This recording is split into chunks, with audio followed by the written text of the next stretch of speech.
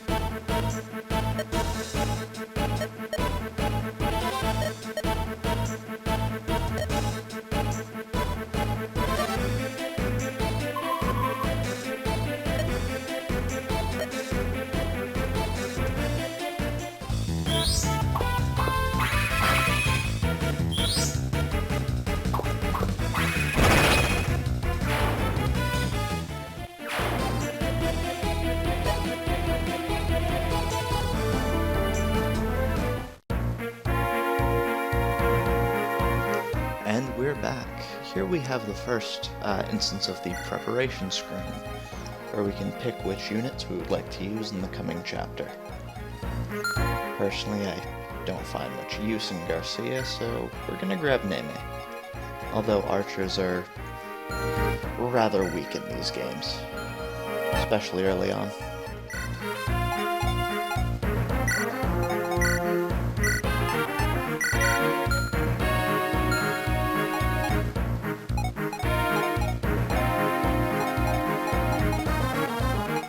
We're gonna leave Calm out here.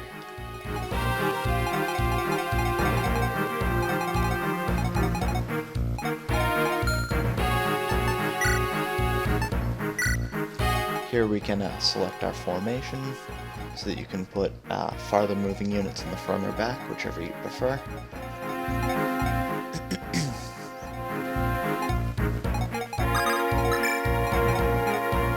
It's usually a good idea to keep your healer in the back. Gilliam only gets 4 movement, so I'm gonna put him as far front as I can. You'll see that we can't move Archer or Erica. That is because we need to have them here. Any unit you see as green, you cannot deselect for this chapter, and I don't believe you can move them in the formation. Here we can change our items, manage support conversations. See, Colm and Neme have C. It looks like Colm and Mulder have a support conversation that they can do. And there you'll see 3 other units we haven't encountered yet. Well, one of them might look like Franz, but that's just the sprite for Cavalier.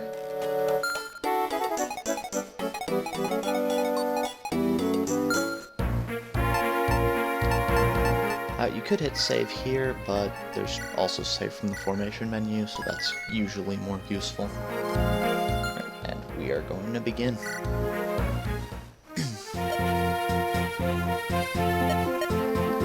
That's Archer mentioning if we get to that village, we might be able to recruit Lute.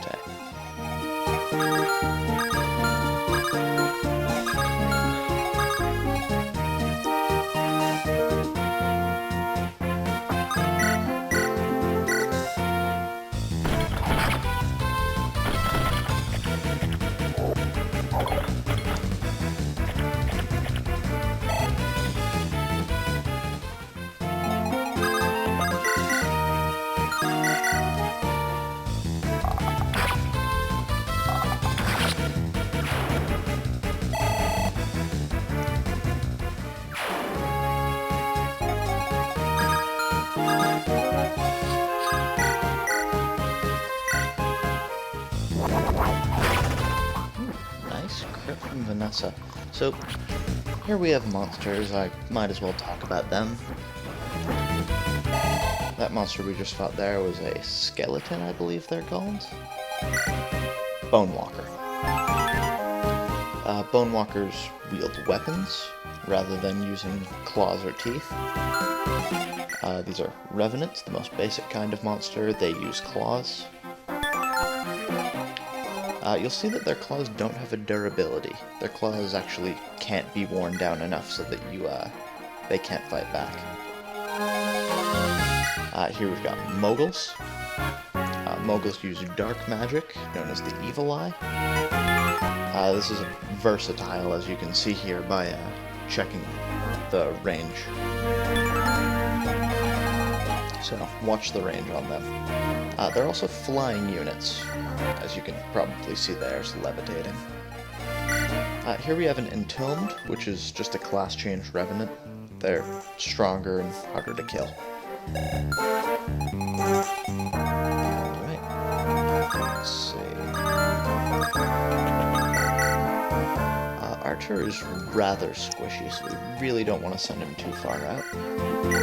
Let's see what Franz can do here.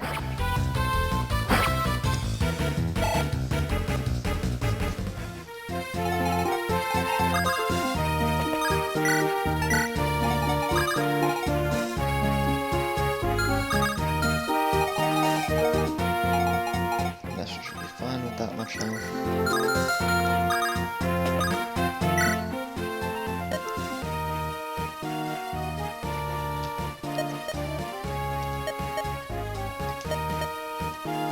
What that villager just mentioned before he gave us that iron axe is this snag here.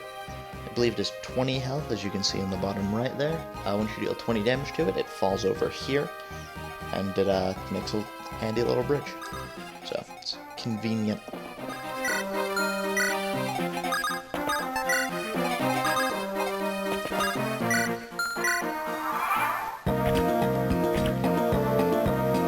As you see, my turn auto ends when I, Ooh, that's me hitting a Z button again, my bad. My turn auto ends once I've used all my units. You can end the turn manually, or set the turn to only end manually if you like. But, when you've got nothing left to do, there's really no point in that.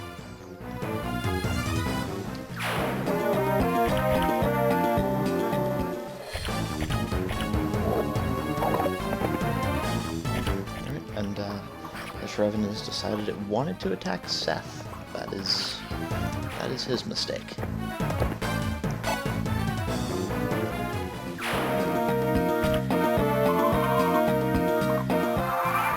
And there we've got more reinforcements. We've got some Bonewalkers. Let's just check their items. They've all got lances.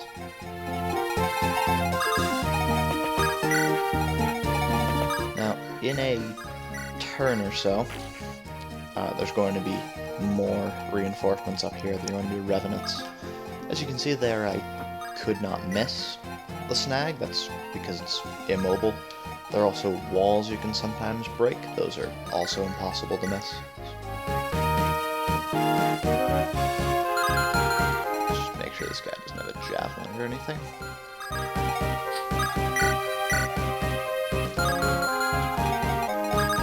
It'll actually do is I'll have Erica come down here, knock this down, and increase weapon level. It doesn't give experience, but apparently it does actually count as fighting, so it will increase weapon level. That's good to know, I actually didn't know that.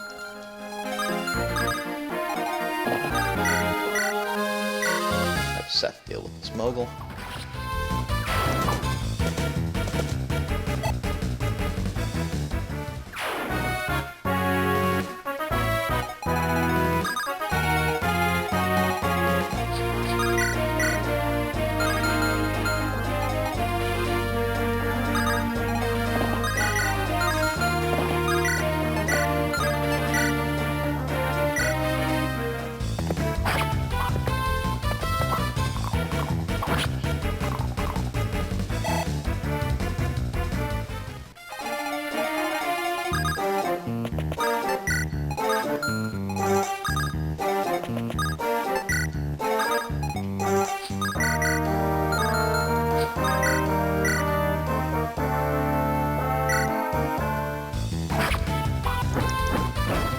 See if we can't get rid of this Bone Walker in one hit here. And down he goes. Monsters are usually not a problem, especially this early on. Bone Walkers and Revenants are nothing to be afraid of. Later monsters can get pretty nasty though. We've got mouth dogs, which are basically fire-breathing giant monstrous dogs. Bale, which are giant venomous spiders. Lovely. I believe there are centaurs too. And they use axes and bows, I think, same as a warrior class, which is advanced fighter. In this game, when a class advances, you actually get an option between two classes. They are always set though, so it's not like per character, it's based on class.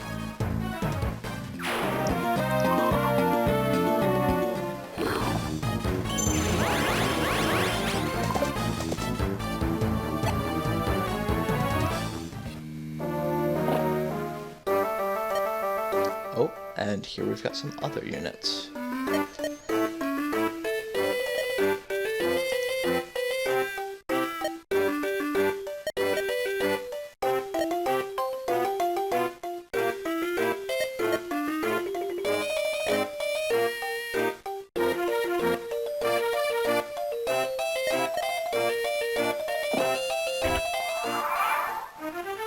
Well, there are those Revenants I was talking about.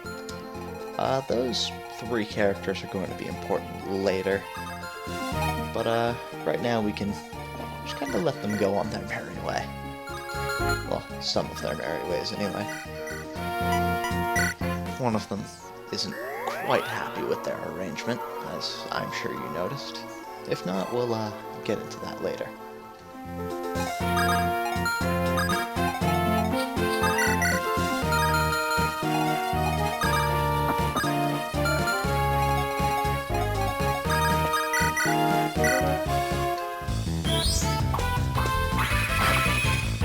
Is he on a forest?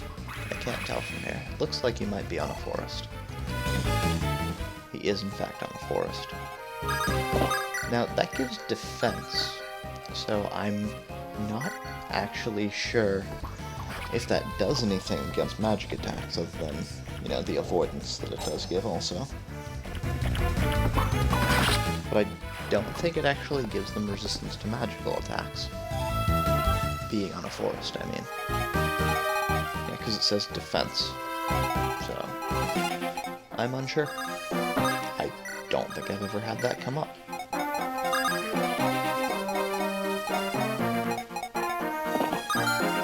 And I just healed Franz, so he should go right here.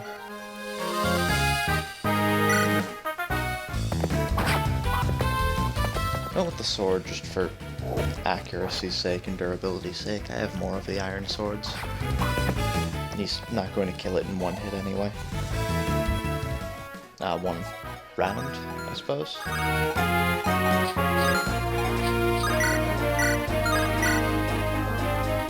I could do this, but that really is not in my best interest. So I'm just going to visit here. And here we hear together we ride, which means someone's joining us.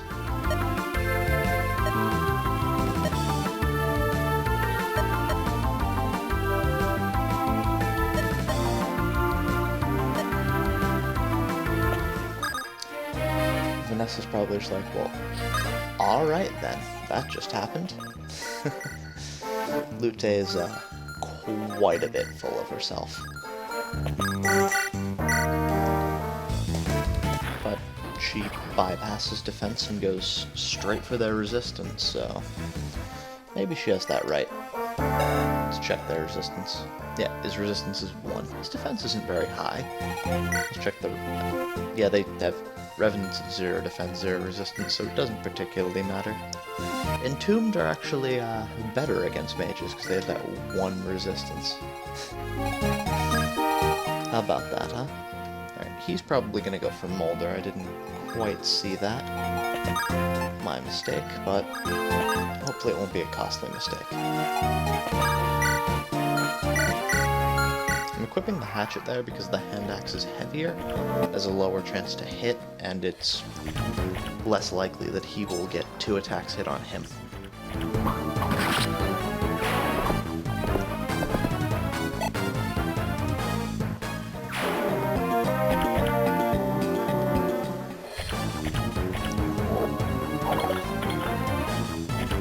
But I'm just kind of rambling now, talking about the game, random things I'm sure people already know if you've played these games. If you haven't played these games, I highly recommend them. There are quite a few of them now, actually.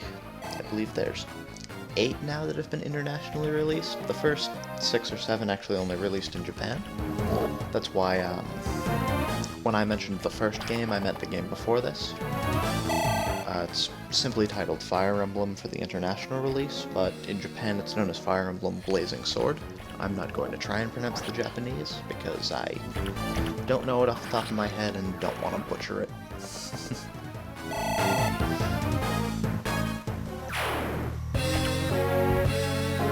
But we are getting to the end here. As you can see, it plinked with no damage even though he hit. Thing to note though, I believe that anything with poisons will still give the poison effect, even if it doesn't do damage.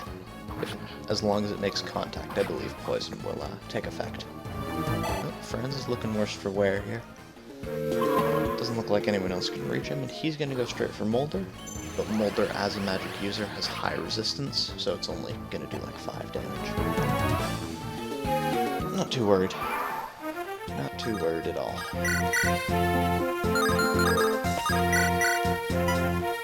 We'll have... Let's think about this.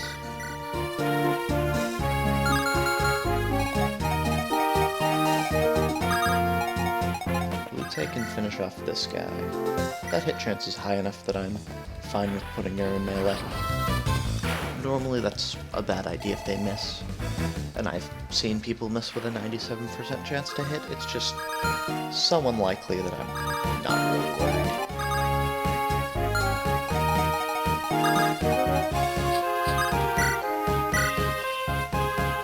Well, alright then.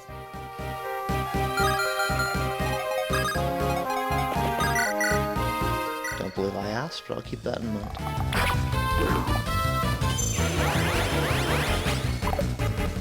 He went ahead and missed Neme. Archers are... they're useful. I like archers personally. They could be a lot better. But they could also... well, they couldn't be a whole terribly lot worse. They really only get to attack once per cycle, your turn, their turn. Which is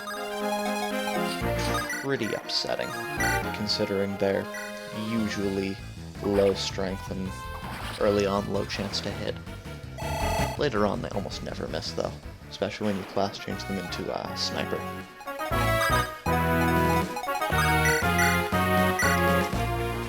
snipers have a skill called Sure Shot, which means that if it activates, it will automatically hit. You know, like a crit will automatically hit. Unfortunately, snipers are so accurate that this is almost always wasted. So, could be better.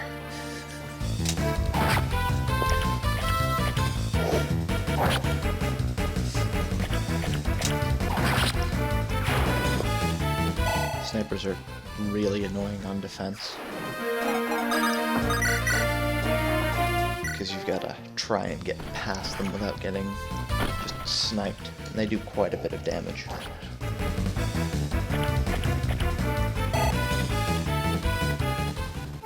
I do wish archers could shoot from a bit farther away, but that would give enemies a huge advantage, enemy archers.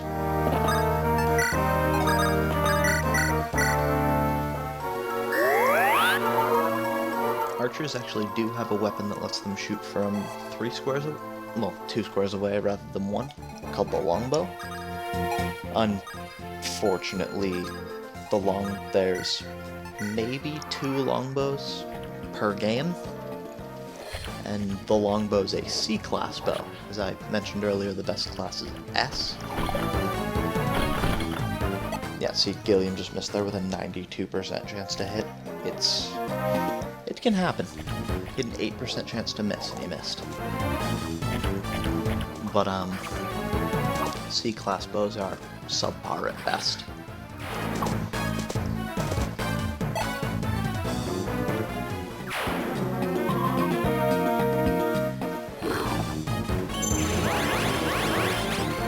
It's not very strong, but it shoots from 1 farther away, so if you really need to, stretch the reach, you can. It's not a good idea. It's better to have some reliable damage.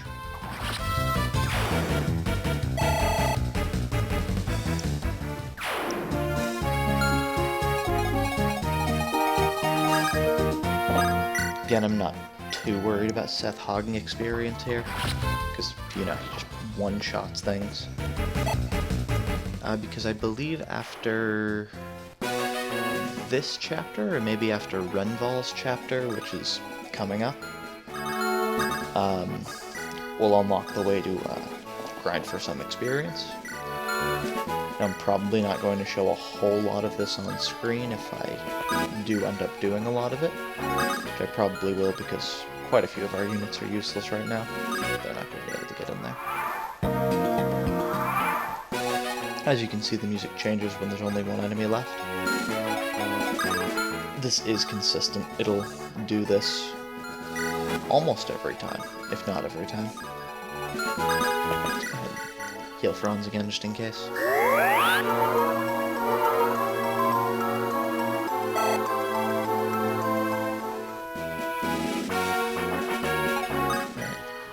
I'm not moving everyone else because they're not going to get here really in time.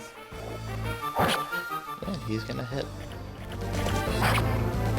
But Franz is also going to hit. And he's going to hit twice because Revenants are slow. And I believe it's speed that determines whether or not you'll hit twice. It's either speed or skill. And of course luck, because if you can't place something, it's probably under luck.